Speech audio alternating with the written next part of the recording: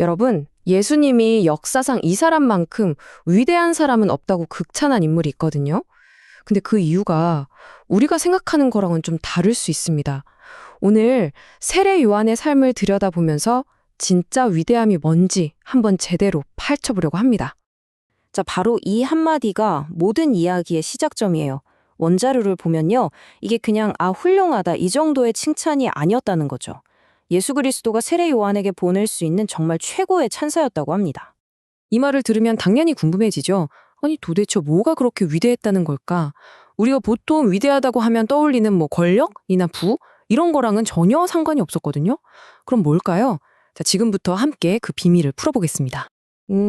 이 질문에 대한 답을 찾기 위해서 원자료에서 이야기하는 그의 삶의 5가지 중요한 포인트를 하나씩 짚어볼게요. 자, 첫 번째 파트입니다. 도대체 이 엄청난 칭찬이 어떻게 나오게 된 건지 그 배경부터 한번 보시죠. 원자료에서 계속 강조하는 게 이게 그냥 지나가는 말이 아니었다는 거예요. 이건 뭐랄까, 세례 요한을 인간이 오를 수 있는 위대함의 가장 꼭대기에 올려놓는 그런 결정적인 선언이었던 셈이죠. 그럼 예수님이 말한 위대함의 진짜 의미는 뭘까요? 이게 정말 재밌는 부분인데 원자료에서는 그 힌트를 세례 요한이 아니라 예수님이 칭찬했던 또 다른 사람에게서 찾습니다. 자, 여기 이 비교를 한번 보세요. 정말 흥미롭죠? 예수님이 두 사람에게 최고의 칭찬을 했는데 그 이유가 완전히 달랐어요. 꼭 동전의 앞면과 뒷면 같다고 할까요? 이 백부장의 위대함은요, 단순히 믿음이 좋아서가 아니었어요. 자기 하인이 아픈 걸 진심으로 걱정했고요. 심지어 예수님의 입장까지 생각하는 그런 깊은 배려심을 보여줬거든요. 그러니까 이 사람의 모든 관심이 자기 자신이 아니라 다른 사람에게 향해 있었던 거죠. 바로 이겁니다. 핵심이에요. 원자료가 말하는 위대함이란 나를 위해 몰싸올리는 야망이 아니라 다른 사람을 향한 깊은 관심이라는 거죠.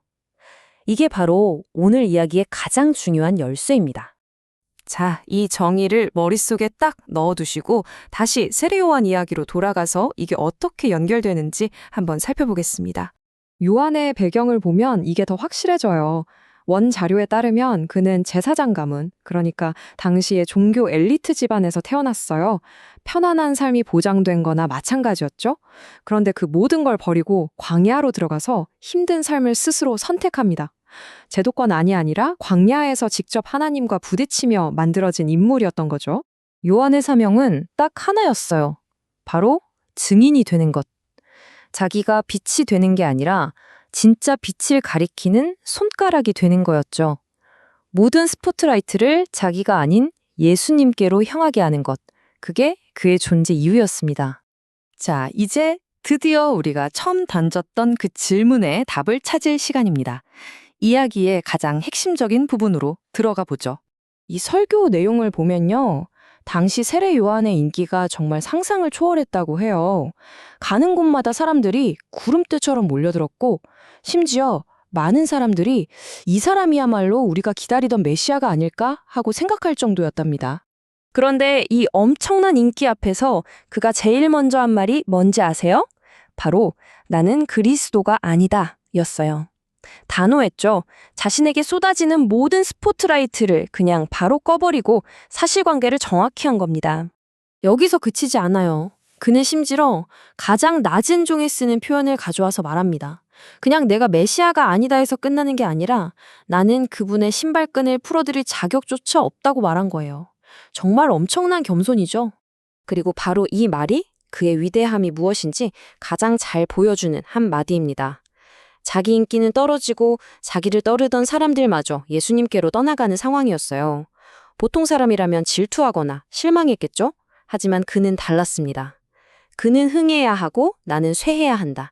이 한마디로 자신의 사명을 완벽하게 보여준 거죠. 자, 그럼 이 이야기에서 우리가 얻을 수 있는 건 뭘까요? 원 자료는 세례 요한의 삶이 시대를 초월하는 하나의 중요한 원칙을 보여준다고 말합니다. 설교에서는 아주 간단한 비유를 드는데요. 바로 첫 단추의 원리입니다. 우리 인생이 셔츠 단추를 채우는 것과 같다는 거예요. 첫 단추를 잘못 끼우면 어떻게 되죠? 전부 다 삐뚤어지잖아요. 인생에서 가장 중요한 목적, 그게 바로 첫 단추라는 겁니다. 그리고 세례 요한에게 그 첫 단추는 바로 예수님이었던 거죠. 결국 원 자료는 이렇게 주장합니다. 요한의 사명은 오늘을 사는 우리에게도 똑같이 적용되는 모델이라는 거죠. 길을 준비하고 나 자신보다 더 위대한 목적을 가리키는 삶 말입니다. 그래서 요한의 이야기는 그냥 옛날 이야기가 아니라 목적이 이끄는 삶이 무엇인지 보여주는 영원한 본보기가 되는 겁니다. 마지막으로 이 질문을 던지면서 마무리하려고 합니다. 과연 진정한 위대함은 나 자신을 높이는 데서 오는 걸까요? 아니면 나를 넘어서는 더 큰 목적을 높이는 데서 오는 걸까요? 이 분석이 보여준 세례 요한의 삶은 그 답이 무엇인지 아주 명확하게 알려주는 것 같습니다. 그리고 우리 각자에게 묻는 거죠. 당신 인생의 첫 단추는 지금 제대로 끼워져 있습니까?